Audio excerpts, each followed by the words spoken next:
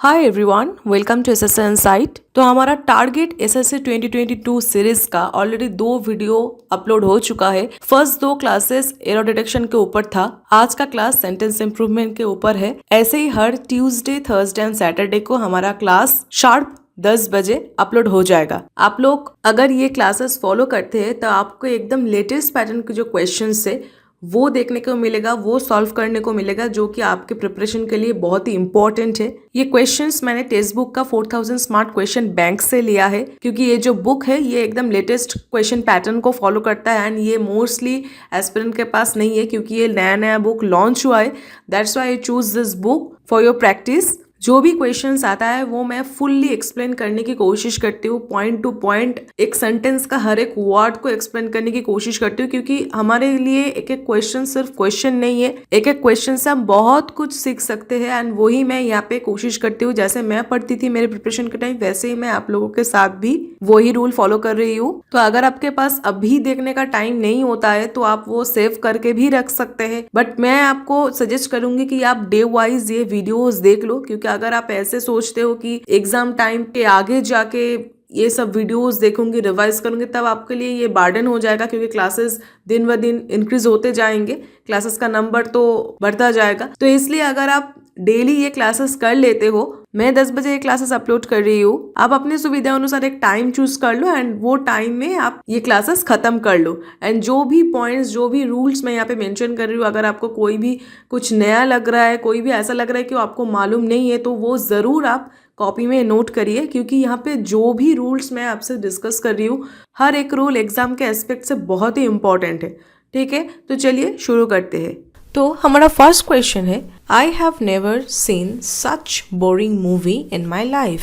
तो ये underlined part को हमें इम्प्रूव करना है। तो आई हैव नेवर सीन, ये प्रेजेंट परफेक्ट में जा रहा है, तो इसलिए ये फर्स्ट वन नहीं होगा, क्योंकि ये बिल्कुल करेक्ट है। आई हैव नेवर सॉ तो नहीं हो सकता, आई हैव नेवर सीन ही होगा, तो फर्स्ट वन नहीं होगा। उसके बाद such boring movie in my life, ऐसा बोल रहा है कि मैंने इतना बोरिंग मूवी मेरा जिंदगी में नहीं देखा।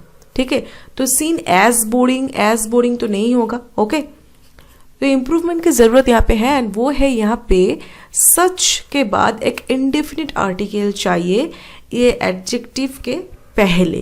तो इसलिए यहाँ पे होगा seen, I have never seen such a boring movie in my life. Okay, such, quite, ये कुछ वर्ड्स है जिसके बाद हम इंडेफिनिट आर्टिकल्स यूज करते हैं if that is followed by an adjective and a singular countable noun which is present here। adjective रहा and ये singular countable noun रहा। such a, quite a, ऐसे हम यूज करते। जैसे अगर मैं बोलूं कि tomorrow is going to be quite a hectic day for me, और अगर मैं ऐसे बोलूं कि it is quite a thin thread to tie the bunch of paper।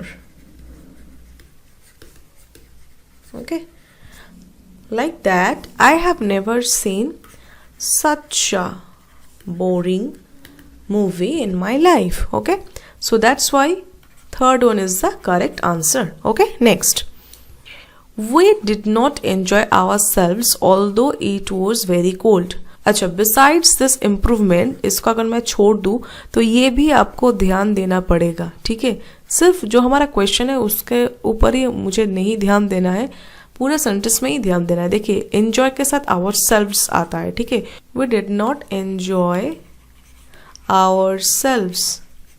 ठीक है, तो ऐसे भी पूछा जाता है। ओके, एंजॉय के साथ ourselves आता है, तो we did not enjoy ourselves although it was very cold। although हम कब यूज करते हैं? ये although हम तब यूज करते हैं जब कोई एक नेगेटिव कुछ स्टेटमेंट दिया गया है, बट यहाँ पे तो ऐसा कुछ नहीं है। यहाँ पे बोल रहे हैं कि हम ठीक से अपने आप को एंजॉय नहीं कर पा रहे, वहां पे बहुत ठंड था। तो ये तो कारण हो गया ना कि वहां पे बहुत ठंड था, that's why we did not enjoy ourselves. तो यहाँ पे क्या होगा? बिकॉज होगा।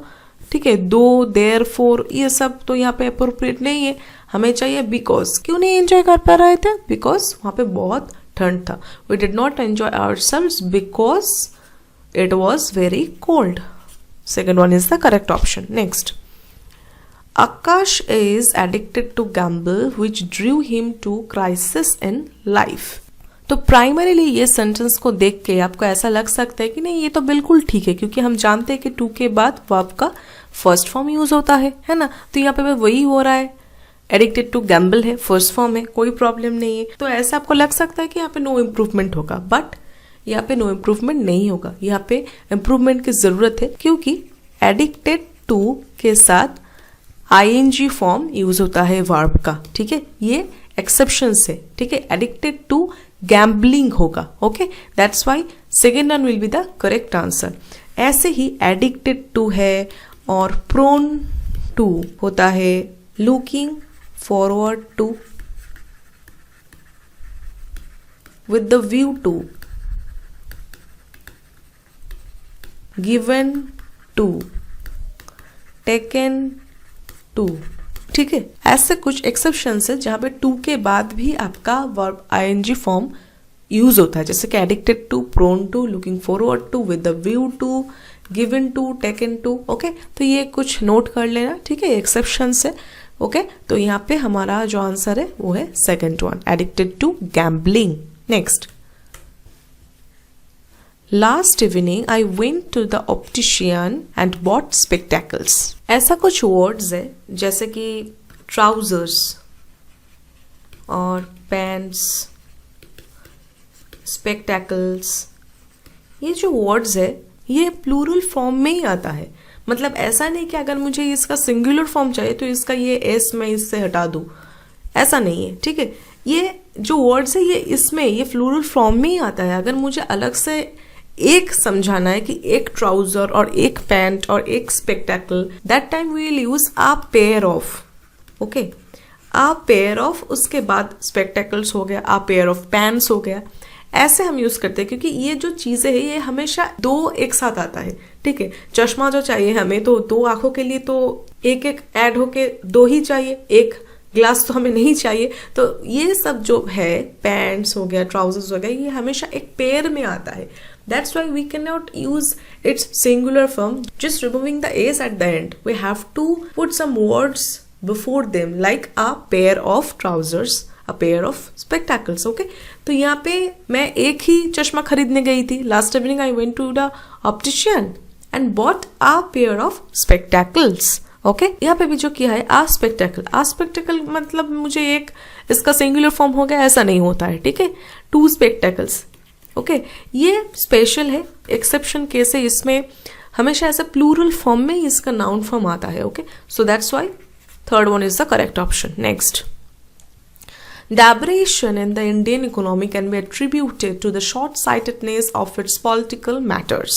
यहाँ पे जो बोल्ड पार्ट है वो है ये वर्ड एबरेशन। ओके, तो पहले तो हमें ये एबरेशन का मीनिंग क्या है वो जानना है। ठीक है, इसका स्पेलिंग भी अच्छे से देख लेना। ठीक है, एबरेशन मतलब क्या होता है कि जो नॉर्मली होता है उससे थोड़ा सा हटके रेगुलर चीज होता है, यूजुअल चीज होता है, वो नहीं है, उससे डिपार्ट होकर कुछ और चीज हो रहा है, बट जो हमारे फॉर्म में नहीं है, मतलब जो अनवेलकम्ड है, जो हमें नहीं चाहिए, ऐसा कुछ चेंजेस जो हमें नहीं चाहिए।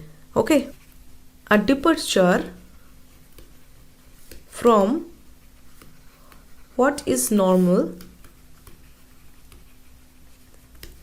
usual or expected, typically and unwelcomed one। Okay, अब यहाँ पे कोई नो इम्प्रूवमेंट का ऑप्शन नहीं है, क्योंकि यहाँ पे एबरेशन जो है वो यहाँ पे मैच हो रहा है इसका मीनिंग जो सेंटेंस है उसके साथ, बट यहाँ पे कोई नो इम्प्रूवमेंट का ऑप्शन नहीं है। That's why we have to find out a synonym. तो इससे मिलता जुलता जो वर्ड हमें यहाँ पे मैच होगा वो होगा डेविएशन। ओके, डेविएशन भी ऐसा होता है कि कुछ चेंजेस, कुछ डिपार्चर, जो रास्ते में जा रहा था वो रास्ते से डेविएट हो रहा है। ठीक है, तो इसलिए हम यहाँ पे डेविएशन यूज कर सकते हैं कि deviation, the deviation in the Indian economy can be attributed to the short sightedness of its political master. अब मुझे एक जीके का आंसर बताओ कि शॉर्ट साइटेडनेस को क्या बोलते हैं, मायोपिया और हाइपरमेट्रोपिया। कमेंट सेक्शन में मुझे जरूर बताना, ठीक है। सो यहाँ पे first one is the correct option. अच्छा, उसके साथ साथ ये वर्ड्स का मीनिंग भी तो मुझे जानना है ना। क्या है कि स्टीडफास्टनेस, स्टीडफास्टनेस मीन्स एक्यूरेसी, ओके, कॉन्स्टेंसी। उसके बाद आते हैं प्रिविलेज। बोलते हैं ना कुछ लोग बहुत प्रिविलेज्ड होते हैं, मतलब कि उनको बहुत सारा एडवांटेजेस है, कुछ चीजों का एडवांटेजेस है, तो हम बोलते हैं कि कुछ लोग बहुत प्रिविलेज्ड होते हैं। तो ये मैं रिमूव कर रही हूँ। प्रिविलेज मतलब एडवांटेज, ओके, एडवांटेज और benefit. And procrastination, procrastination means delay, okay, और हेजिटेशन, प्रोक्रेस्टिनेशन, ठीक है। ये सभी जो वर्ड्स है ये एसएससी के एस्पेक्ट से बहुत ही इंपॉर्टेंट है, तो ये जो भी मैंने आपको मीनिंग बताया वो आप जरूर नोट कर लेना, ठीक है। और शॉर्ट साइटेडनेस का मुझे जरूर बताना कि ये हाइपरमेट्रोपिया है या मायोपिया है, okay. Next question, 60% of India's population live under the poverty line. अब देखिए जो ऑप्शन है, lives beside the poverty line। अब beside मतलब क्या होता है, beside मतलब next to, he sits beside me, okay। अगर मैं बोलती हूँ he sits beside me मतलब he sits next to me, मेरे पास वो बैठा है, मेरे नेक्स्ट में वो बैठा है, ठीक है। तो he sits beside me। अगर मैं बोलती हूँ besides, besides मतलब होता है in addition to, ओके। तो ये beside एंड besides में कंफ्यूज मत होना, ठीक है। तो 60% of India's population, that means ये थर्ड पर्सन सिंगुलर नंबर में है, तो यहाँ पे मुझे लीव नहीं लीव्स चाहिए, है ना, लीव्स चाहिए। तो दैट्स वाई मुझे सब्स्टिट्यूशन तो रिक्वायर्ड है, तो ये भी नहीं होगा, बी भी नहीं होगा। Live by the poverty line क्या होता है, एक तो मुझे लीव नहीं चाहिए, मुझे लीव्स चाहिए। And by the poverty line का क्या मीनिंग होता है, उनके द्वारा, पॉवर्टी लाइन के द्वारा, कोई मीनिंग नहीं बनता है। तो ऑटोमेटिकली यहाँ पे fourth one will be the correct answer। हमें lives भी चाहिए and below the poverty line, ये भी बिल्कुल correct है। Next question, the banquet hall is been renovated recently। is been renovated तो नहीं हो सकता क्योंकि ये problem है verb का, तो that's why C already cancelled here। is being renovated हो सकता है, has been renovated भी हो सकता है, एंड are being renovated तो नहीं हो सकता क्योंकि banquet hall एक तो सिंगुलर है, ऊपर से are being renovated होना चाहिए, तो that's why D is also cancelled। Now is being renovated होगा या has been renovated होगा। तो is being renovated मतलब कुछ continuous tense में है, चल रहा है, बट वो तो नहीं है क्योंकि यहाँ पे बोला कि recently ऑलरेडी हो चुका है, इसलिए हमें चाहिए क्या, present perfect। The banquet hall has been renovated recently। Second one is the correct option। Next, vocational training should not be seen as less important than an academic education। ये बिल्कुल correct है क्योंकि academic इसके सामने मुझे N ही चाहिए, indefinite article, okay. And ये मैं कंपेयर भी कर रही हूँ कि vocational training should not be seen as less important than, compare भी कर रही हूँ as less important than an academic education, तो इसलिए second one will be the correct option, no substitution required, okay. Next, this training has intended to give people the skills they need for a particular job. This training has intended मतलब ये training तो कोई living being नहीं है, तो उसका intention रहेगा ऐसा तो नहीं हो सकता, ठीक है। तो इसलिए दिस ट्रेनिंग इज इंटेंडेड मतलब ये पैसिव फॉर्म में आएगा बाय सम पीपल, ओके। तो ये तो यहाँ पे मेंशन्ड नहीं है, कोई प्रॉब्लम नहीं है उसके लिए, ठीक है। तो this training is intended to, तो that's why fourth one will be the correct answer. And हमें पैसिव चाहिए इसलिए इज इंटेंड नहीं हो सकता, सब्स्टिट्यूशन की तो बिल्कुल जरूरत है इसलिए ये भी नहीं हो सकता, एंड हैव इंटेंडेड तो हो ही नहीं सकता क्योंकि ऐसे ही हमें हैज ही नहीं हो रहा है, एंड हैव तो यहाँ पे प्लूरल के लिए होता है, तो यहाँ पे तो दिस है जो कि सिंगुलर है, तो ये भी नहीं हो सकता वैसे भी, ठीक है। तो that's why last one is the correct option, this training has intended to give people the skills they need for a particular job, okay. Next question, Sham goes often to church every Sunday। अब देखिए ये क्या है, ये एक regular चीज है ना, कि वो एवरी संडे चर्च में जाते हैं। ओके, तो इसलिए यहाँ पे हमें प्रेजेंट टेंस यूज करना है, सिंपल प्रेजेंट टेंस यूज करना है। ये जस्ट मैंने इस क्वेश्चन का आउट ऑफ कॉन्टेक्स्ट बताया कि ये सब चीजों में जिसमें हम ऐसे मेंशन करते हैं कि एवरी संडे, वो एवरी संडे चर्च जाता है, तो ये एक रेगुलर चीज हो गया, एक रूटीन चीज हो गया, इसलिए हम वहाँ पे सिंपल प्रेजेंट टेंस यूज करते हैं। अब आते हैं हमारा क्वेश्चन में कि ऑफन, ऑफन का पोजिशन यहाँ पे बिल्कुल गलत है। ऑफन वर्ब के सामने आना चाहिए। ऑफन क्या है? ऑफन है एडवर्ब, है ना, एडवर्ब ऑफ टाइम। ऐसे कुछ एडवर्ब ऑफ टाइम है जैसे कि ऑफन हो गया, रेगुलरली हो गया, यूजुअली, समटाइम्स। ओके, ये सब क्या है? एडवर्ब ऑफ टाइम है। ये सब हमेशा हम वर्ब के सामने यूज करते हैं, ठीक है। तो यहाँ पे ऐसा होगा कि श्याम ऑफन गोस, ऑफन गोस। ओके, तो that's why last one will be the correct answer, क्योंकि अगर अदर जो भी ऑप्शन है वो भी हमें चेक करना है। ऑफन वेंट टू नहीं होगा क्योंकि ये प्रेजेंट टेंस में हमें चाहिए, वो एवरी संडे ये करता है, that's why often went to simple past में नहीं होगा। इम्प्रूवमेंट तो चाहिए क्योंकि एडवर्ब टाइम का पोजिशन गलत है। फर्स्ट वन है ऑफन गो टू। अब श्याम तो थर्ड पर्सन सिंगुलर नंबर है, तो ऑफन गो टू तो नहीं हो सकता, दैट्स वाई फर्स्ट वन भी नहीं होगा, सो third one will be the correct answer. Next question, you will not learn cycling unless you don't try. तो ये हमारा अंडरलाइन इम्प्रूव करना है। अब देखिए बोल रहा है कि unless you don't try। अब unless जो है वो itself हम एक नेगेटिव सेंस के लिए यूज करते हैं, ठीक है। अगर मैं अनलेस के साथ और अनटिल के साथ एक नो भी ऐड कर दूं, जैसे कि यहाँ पे किया गया है, एक अनलेस भी है, उसके साथ साथ यू डोंट ट्राई, मतलब यू डू नॉट ट्राई भी है, मतलब ये ऑलरेडी एक नेगेटिव सेंस इसका बन रहा है, उसके साथ फिर से और एक नो ऐड कर दिया। इस वजह से क्या हुआ, एक सुपरफ्लुअस हो गया, मतलब मुझे जरूरत नहीं है नेक्स्ट जो नो है उसका। दोनों अगर नो एक ही सेंटेंस में रहेगा तो सेंटेंस का मीनिंग ही चेंज हो जाएगा। So that's why we have to improve it and we have to write here that unless you try, okay, you will not learn cycling unless you try, which is option B. Hence option B is the correct option. यहाँ पे कोई time का बात नहीं हो रहा है, that's why we will not use until. Until के साथ जो भी यहाँ पे options है उसमें जो rest part है वो भी correct नहीं है, so automatically A and D will be eliminated. And unless you didn't try, यहाँ पे past का तो कोई need नहीं है, ठीक है, so that's why option C will also get eliminated.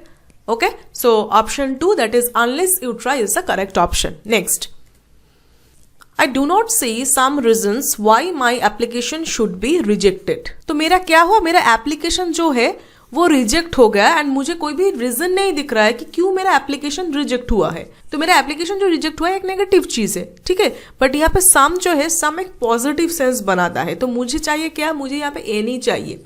I do not see any reason, मुझे कोई भी रीजन नहीं दिख रहा है कि क्यों मेरा एप्लीकेशन रिजेक्ट हो गया, ठीक है।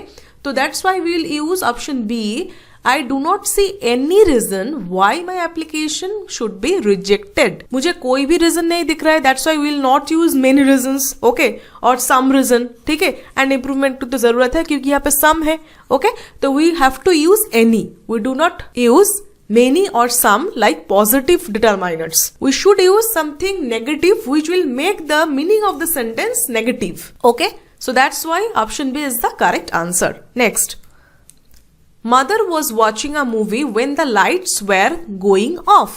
तो ये जो सेंटेंस है ये पास्ट में हुआ था।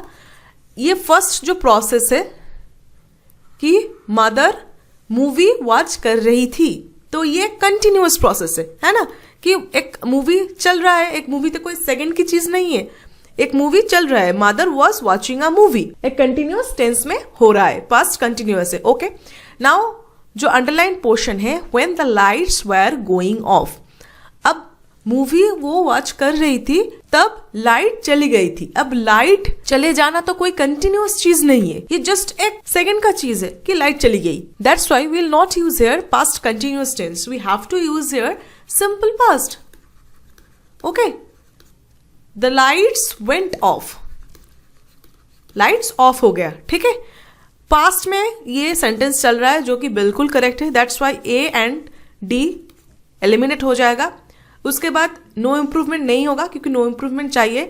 एक ही सेंटेंस में दोनों ही पास्ट कंटिन्यूअस में चल रहा है, इसका मीनिंग नहीं बन रहा है इस सेंटेंस में। ओके, तो ये होगा went off. Mother movie watch कर रही थी जब वो लाइट चला गया। Okay, mother was watching a movie when the lights went off. C is the correct answer. Next, if they will get married they will probably settle in Mumbai. क्या बोल रहे हैं कि अगर वो लोग शादी करते हैं तो वो लोग मुंबई में सेटल होंगे। ठीक है, तो ये अंडरलाइंड है, जो हमें इंप्रूव करना है कि नहीं वो देखना है। तो पहले तो ये कंडीशनल सेंटेंस है, मतलब कंडीशन क्या है कि अगर वो लोग शादी करते हैं, अगर वो लोग शादी करते हैं, इफ अगर वो लोग शादी करते हैं देन वो लोग मुंबई में सेटल होंगे।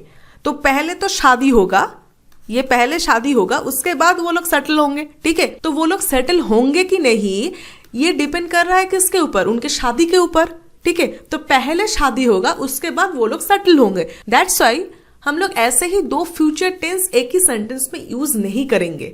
ठीक है, ये फर्स्ट जो पोर्शन है ये सिंपल प्रेजेंट में होगा। ओके, सिंपल प्रेजेंट में if they get married they will probably settle in Mumbai. Okay, if they get married which is our option number C. Okay, past perfect की तो कोई बात ही नहीं है यहाँ पे क्योंकि ये जो चीज है वो फ्यूचर में होने वाला है। ठीक है, that's why option A eliminate हो जाएगा, ऑप्शन बी भी एलिमिनेट होगा क्योंकि will be getting future continuous, no need, improvement की जरूरत है। ओके, तो हमारा जो ऑप्शन है वो option C is the correct answer. Okay, next, When it started raining, I ran to the nearer house for shelter. जब बारिश शुरू हुआ था, when it started raining, okay, when it started raining, तब मैंने क्या किया था, जो पास का जो हाउस था वहां पे मैंने दौड़ के चली गई फॉर शेल्टर, शेल्टर के लिए मैंने दौड़ के चली गई, वो पास का जो भी हाउस था। ओके, अब क्या बोल रहे हैं कि I ran to the nearer house for shelter. अब नियरर क्या है, कंपेरेटिव डिग्री है। कंपेरेटिव डिग्री तो कंपैरिजन के लिए यूज होता है। तो यहाँ पे मैं क्या कंपेयर कर रही हूँ, कुछ कंपेयर कर रहे हो कि वो भी पास था ये भी पास था फिर भी मैंने ये पास का हाउस में चला गया, ऐसा तो नहीं है। जो भी सबसे पास था वहां पे मैंने शेल्टर के लिए चला गया। ओके, तो that's why we will use the nearest house. Okay, जो भी सबसे ज्यादा पास था, when it started raining I ran to the nearest house for shelter. Okay, so option D is the correct answer. Next, I wish if I was the principal of my school. देखिए जो sentence है I wish ऐसे शुरू होता है, उसके बाद का जो भी है ना वहां पे हम लोग सिंपल पास्ट यूज करते हैं। ठीक है, सिंपल पास्ट यूज करते हैं। क्यों? क्योंकि देखिए आई विश जो है मतलब मेरा ये इच्छा है, जो कि एक हाइपोथेटिकल चीज है, मतलब वो रियलिस्टिक नहीं है।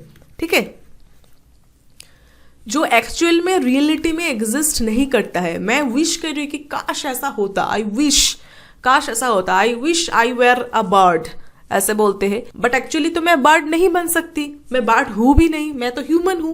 ठीक है, तो ये एक अनरियलिस्टिक चीज है जो एक हाइपोथेटिकल चीज को मेंशन करता है कि अगर मैं ये होती। So that's why we always use simple past after I wish. So यहाँ पे क्या होगा, I wish I were the principal of my school. मतलब मैं प्रिंसिपल तो नहीं हूं बट मैं विश कर रही हूँ कि काश मैं भी प्रिंसिपल होता मेरे स्कूल का। ठीक है, so we will use simple past and that's why option C which is I wish I were the principal of my school, option C is the correct answer. Okay, next, he is both intelligent as well as handsome.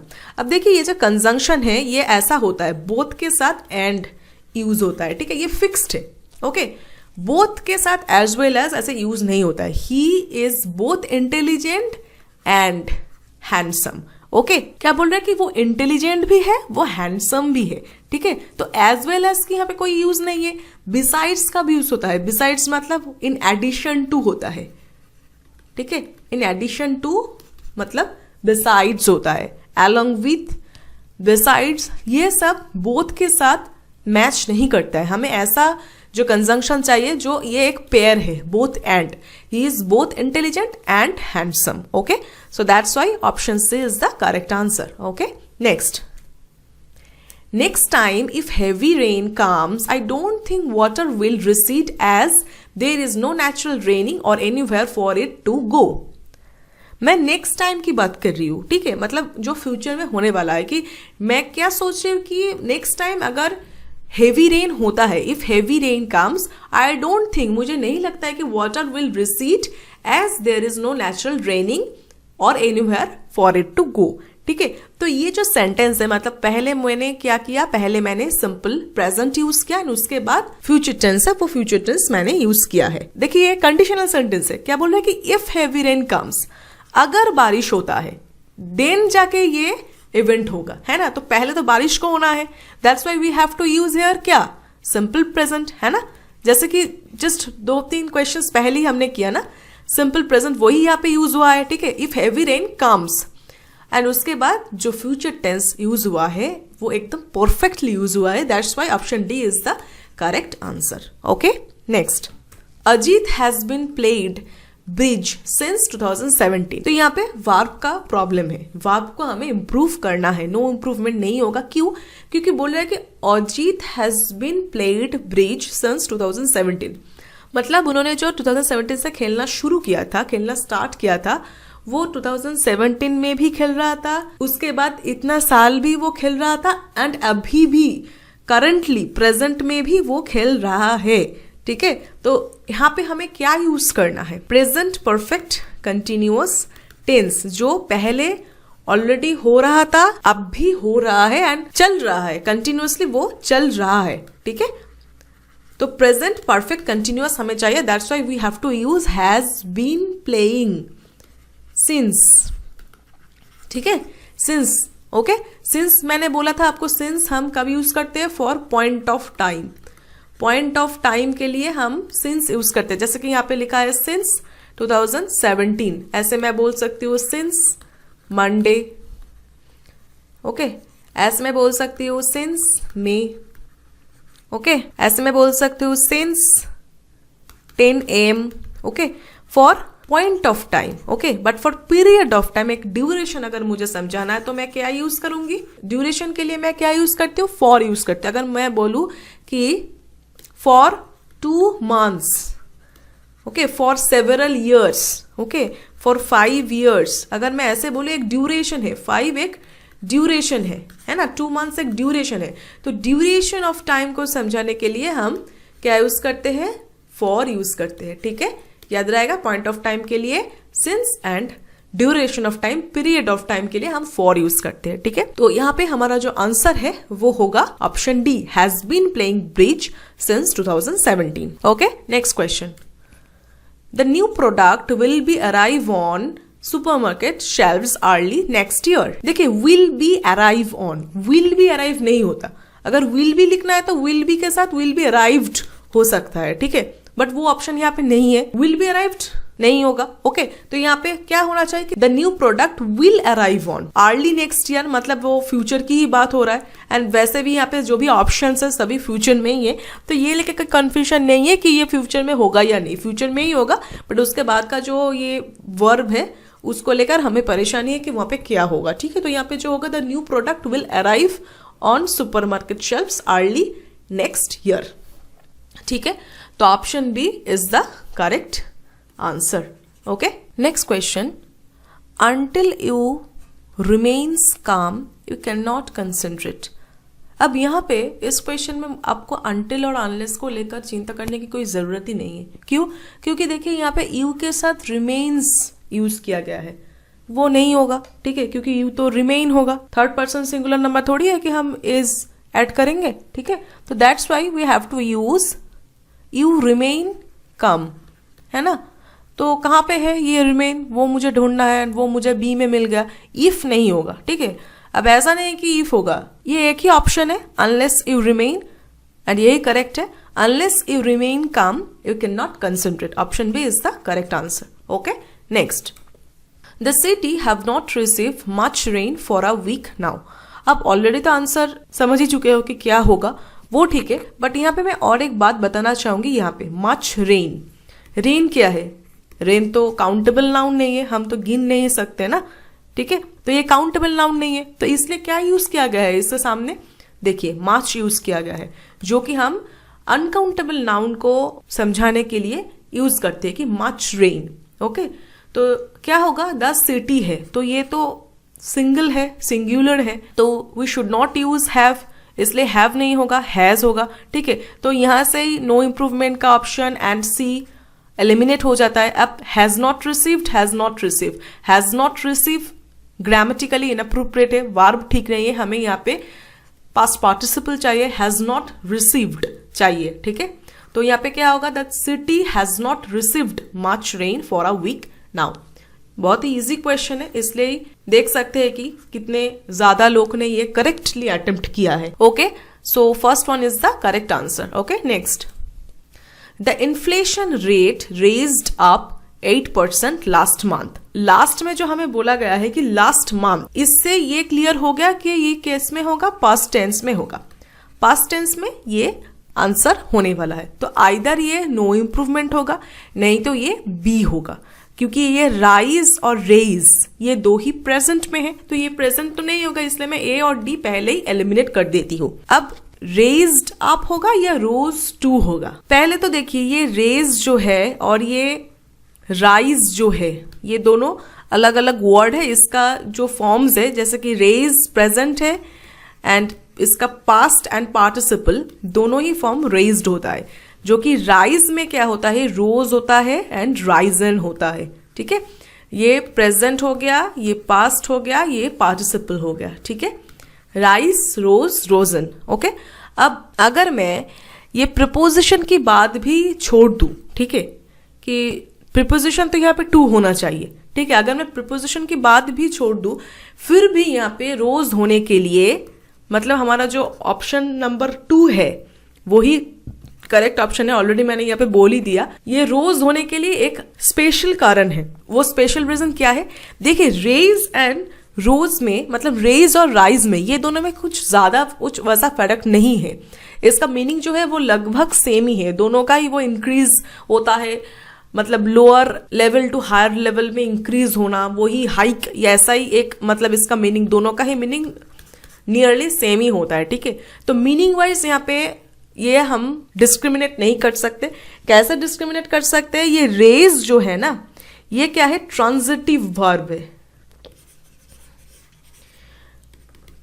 Transitive verb है raise, और rise जो है वो intransitive verb है। Okay,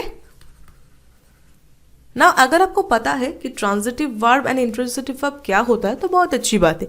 अगर नहीं पता है तो मैं आपको बता देती हूँ कि ट्रांजिटिव वर्ब में हमें क्या चाहिए, एक ऑब्जेक्ट चाहिए, एक ऑब्जेक्ट हमें चाहिए ही चाहिए। It must have a direct object, and intransitive verb में हमें कोई भी ऐसे डायरेक्ट ऑब्जेक्ट नहीं चाहिए। We do not need any direct object for intransitive verb.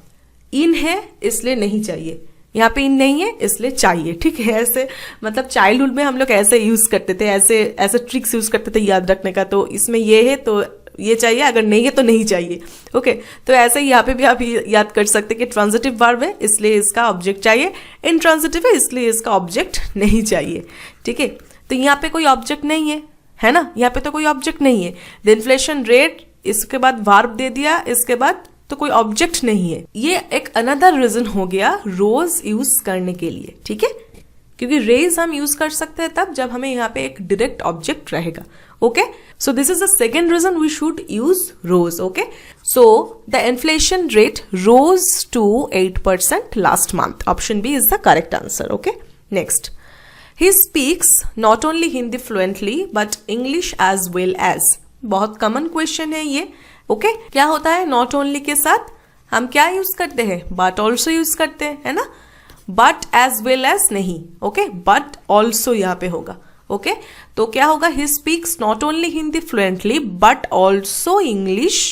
Okay, so first one is the correct answer. Next, I will write to you when I will reach New Delhi. ये type का question common आता है। ठीक है, ये SSC का एक favourite question है, ये भी one of the favourite questions SSC का। ऑलरेडी ऐसा क्वेश्चंस 2 कर चुके हैं, तो आई थिंक ये आप जरूर करेक्ट करोगे, है ना, कि ये कंडीशनल सेंटेंस है कि I will write to you when I will reach New Delhi. तो पहले क्या है, पहले मुझे न्यू दिल्ली में पहुंचना है, उसके बाद तो मैं आपको राइट करूंगी। कंडीशनल है, पहले मैं वहां पे पहुंचूंगी ना, उसके बाद तो जाके मैं आपको राइट करूंगी। ठीक है, तो ये बाद का होने वाला है, ये जो इवेंट है ये बाद में होगा, है ना। तो दैट्स वाई ये वाला पोर्शन, ये फर्स्ट वाला पोर्शन फ्यूचर में ही होगा, ये फ्यूचर में ही होगा। वैसे भी आपको कोई कंफ्यूजन नहीं है, बट मैं ये पूरा सेंटेंस को ऐसे एक्सप्लेन करना पसंद करती हूँ जिससे कि हमें ऑप्शंस के ऊपर डिपेंडेंट नहीं रहना पड़े, हमें खुद ही हम इसका आंसर बता सकते हैं without saying the options. Okay, तो I will write to you, definitely ये फ्यूचर में रहेगा। When I reach New Delhi, ये सिंपल प्रेजेंट में होगा, ठीक है, सिंपल प्रेजेंट में होगा, when I reach New Delhi. Okay, option D is the correct answer. Next, friends stand by each other on time of need. ये एक एक्चुअली फ्रेज है, इन टाइम ऑफ नीड।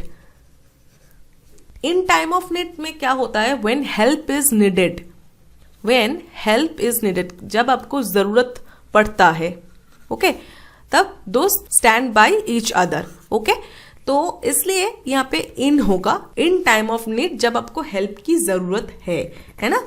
तो इसका जो आंसर है फर्स्ट वन होगा, friends stand by each other in time of need. Next, luckily we have got the few minutes to spare. तो ये भी one of the famous questions है, इसको लेकर भी मैं थोड़ा सा ज्यादा एक्सप्लेन करने वाली हूँ, ठीक है। तो लकीली वी हैव गॉट, ये तो बिल्कुल ठीक है, हमें वैसे भी हमारा कंसंट्रेशन ये द फ्यू में है कि इसको हमें इंप्रूव करना है कि नहीं। तो पहले तो मुझे आपको बताना है कि फ्यू कब यूज करते हैं, for countable noun. Okay, countable noun के लिए हम फ्यू यूज करते हैं, बट अगर यहाँ पे ऐसा कुछ शुगर रहता और वाटर रहता तो आप क्या करते, ये क्या है, ये अनकाउंटेबल नाउन है ना, ये अनकाउंटेबल नाउन्स है। तो यहाँ पे हम क्या यूज करते हैं, लिटिल यूज करते हैं, ठीक है, लिटिल यूज करते हैं for uncountable nouns and few use करते हैं फॉर काउंटेबल नाउन्स। अब मिनट्स तो यहाँ पे काउंटेबल है, so that's why we have to use few. तो यहाँ पे कोई डाउट नहीं है कि लिटिल यूज होगा, so already we have to eliminate the option number 1। Okay, अब यहाँ पे क्या होगा, द फ्यू होगा, अ फ्यू होगा, क्वाइट फ्यू तो नहीं होगा।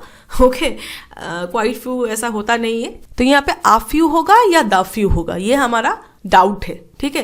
तो इस स्लाइड से आपको ये डाउट क्लियर हो जाएगा। ये एक बहुत पुरानी वीडियो है मेरा, एकदम इनिशियल डेज में जब मैं एकदम नई स्टार्ट किया था एसएससी इनसाइट, मैंने मेरे ही वीडियो से स्क्रीनशॉट ले लिया। ये आर्टिकल का एक वीडियो था, ओके, ग्रामर करके एक प्लेलिस्ट है, वहाँ पे ये वीडियो है, यहाँ पे मैंने बहुत अच्छे से ये समझाया था, वही मैं आपको अब यहाँ पे समझाऊंगी कि little, a little, the little और few, a few, the few. Little हम कब यूज करते हैं, जब नेगेटिव सेंस में है, मतलब है ही नहीं, हार्डली एनी, मतलब जस्ट मेरे पास नहीं है। अगर मैं ऐसे बोलूं कि I have little money two by this dress, मतलब अगर मैं ऐसे बोलूं कि ड्रेस का अगर 1000 रुपीज प्राइस है, ठीक है, तो मेरे पास क्या है 100 रुपीज। ओके, तो 100 रुपीज क्या है, हार्डली एनी है, मतलब अगर मैं 1000 के साथ 100 रुपीज का कंपेरिजन करूं तो ये तो कुछ भी नहीं है ना, 100 रुपीज से तो कुछ भी नहीं हो सकता, ठीक है। तो ये होगा हार्डली एनी, मतलब है ही नहीं, I have little money two by this dress. But अगर मैं ऐसे बोलूं कि मेरे पास 600 रुपए है, ओके, देन मैं क्या बोलूंगी कि I have a little money two by this dress. I have a little money, क्यों, क्योंकि 600 जो है वो कुछ तो है, मतलब पूरा नेगेटिव में नहीं है, सम है, बट क्या है, इनसफिशियंट है।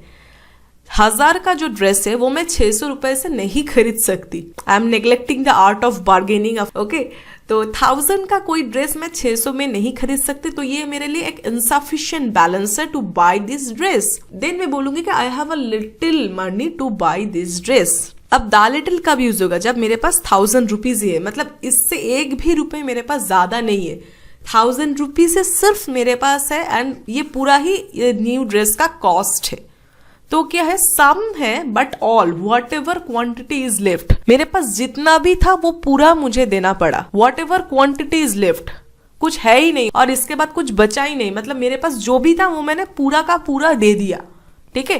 आई थिंक इससे आपका few, a few, the few और little, a little, the little का कंसेप्ट एकदम क्लियर हो चुका होगा, क्योंकि ये समझना बहुत इंपॉर्टेंट है, ठीक है। ज्यादातर एस्पिरेंट के मन में ये कंफ्यूजन रहता है कि एक्चुअल में इनका डिफरेंस क्या है, तो इसलिए मैंने ये ऐसे पैसे से आपको ये डिफरेंशिएट कर दिया कि एक्चुअल में इसका जो कंसेप्ट है वो कैसा है, ठीक है।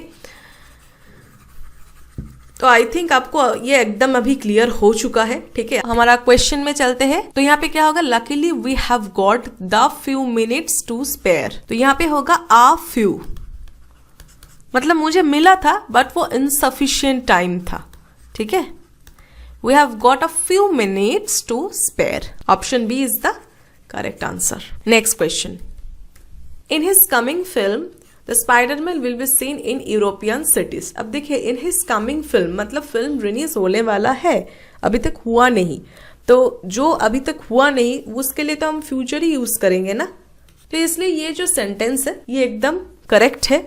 The Spiderman will be seen ही होगा, फ्यूचर में ही होगा, ठीक है। Will be seen in European cities, that's why option D is the correct answer. Okay, next, You need have brought your umbrella as it is a cloudy day. You need have brought, क्या बोल रहे हैं कि ये cloudy day है, आज एक cloudy day है, तो that's why आपको अम्ब्रेला लेके आना चाहिए था। You need have, एक कंपल्शन बोल रहे हैं, एक एम्फेसिस दे रहा है कि ये आपको करना चाहिए था। You should, एक ऑब्लिगेशन के एक्सप्रेस कर रहे हैं कि आपको ये करना चाहिए था, आपको अम्ब्रेला लेके आना चाहिए था। क्यों? क्योंकि आज का जो दिन है वो क्लाउडी है, ठीक है। तो that's why we should use should, okay, मतलब we have to use should have. You should have brought your umbrella as it is a cloudy day. देखिए, एक तो कुड, कैन यहाँ पे हम कब यूज करते हैं? टू एक्सप्रेस एनी पोटेंशियल और कैपेबिलिटी। कैपेबिलिटी को आइडेंटिफाई करने के लिए हम कैन, कुड ऐसे मॉडल्स यूज करते हैं। बट यहाँ पे मैं एक ऑब्लिगेशंस की बात कर रही हूँ कि आपको ये लेके आना चाहिए था। You should have brought your umbrella as it is a cloudy day. Okay, so option D is the correct answer. Next, only me can solve the problem. अब यहाँ पे मी यूज हुआ है, जो क्या है, एक ऑब्जेक्टिव प्रोनाउन है। तो सेंटेंस शुरू हो रहा है ऑब्जेक्टिव प्रोनाउन से? नहीं, मुझे सब्जेक्ट चाहिए, है ना। तो that's why we should use I. Only I can solve the problem. Okay, so that's why option B is the correct answer, ठीक है। मी से शुरू नहीं होगा, इसलिए already option C and D I can eliminate. Only me could solve the problem. अब already मैं reject कर चुकी हूँ नो इम्प्रूवमेंट ऑप्शन, क्योंकि यहाँ पे मी यूज ही नहीं होगा, ठीक है। So that's why the only correct option is option number 2, that is B. Okay. Next question, the doctor has reassured me that the operation was a routine one. तो ये जो next portion है, इससे हमें समझ आ रहा है कि क्या ये past में चल रहा है, ठीक है। तो मुझे तो ये वाला अंडरलाइन पोर्शन इंप्रूव करना है, इसको लेकर तो मुझे छेड़छाड़ नहीं करना है। तो ये पूरा जो सेंटेंस है ये पास्ट में ही चलेगा, ओके। तो दैट्स वाई नो इम्प्रूवमेंट तो नहीं होगा, क्योंकि यहाँ पे हैज है जो नहीं होगा, मुझे पास्ट में चाहिए। तो दैट्स वाई ए एलिमिनेट होगा एंड डी भी एलिमिनेट होगा एंड सी भी एलिमिनेट होगा। तो अगर आपको समझ में ये नहीं आ रहा है कि क्या होना चाहिए, अगर ये भी अगर आपको समझ नहीं आ रहा है, सिर्फ 10 से भी आप ये आंसर करेक्ट कर सकते हो। बट मोस्ट पीपल क्या करते हैं कि ठीक से सेंटेंस ही नहीं पढ़ते। दैट्स वाई ये देखिए, ये 9% स्किप कर दिया। बट ये स्किप करने लायक कोई क्वेश्चन ही नहीं है, बहुत सिंपल क्वेश्चन है। एक बार अगर सेंटेंस भी पढ़ लेंगे ना, उससे ही आपका आंसर हो जाएगा। एक चीज है कि आपको ये पास्ट में चाहिए, तो जैसे ही आप ये समझ जाओगे कि ये पास्ट में चाहिए, ऑटोमेटिकली दिस 3 ऑप्शंस एलिमिनेट हो जाएगा, ओके।